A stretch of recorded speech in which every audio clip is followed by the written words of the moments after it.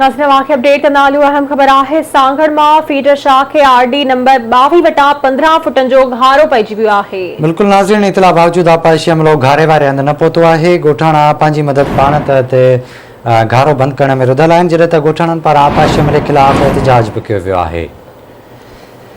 सांगड़ मां ताईं ख़बर पहुचाई पिया, फीडर शाह के आरडी नंबर 22 वटा 15 फुट जो घारो पइजी वियो आहे। इतला बावजूद आपाशी अमलो घारे वारे हंध न पहुतो आहे। घारे जो पानी गोठनि ऐं फसलनि में दाख़िल थी वियो आहे। गोठाणनि आपाशी अमले खिलाफ़ एहतजाज कयो आहे।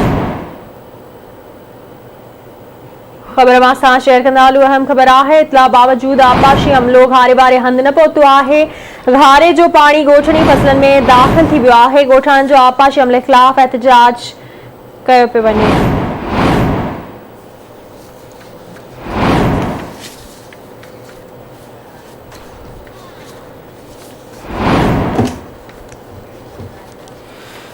तफ़सील वठंदासीं सांगड़ मां आईडी कुंवर खां। आईडी आगाह कजो।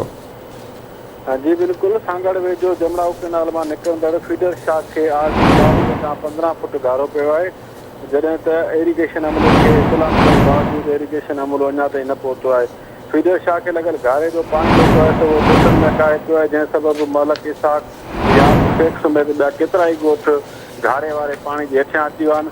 ऐं गोठाणा जेके आहिनि सियारे जी मौसम ईंदे ई घरनि में पाणी हुअण करे जेके आहिनि उतां लॻभॻि करे महफ़ूज़ हलंदा रहंदा आहिनि।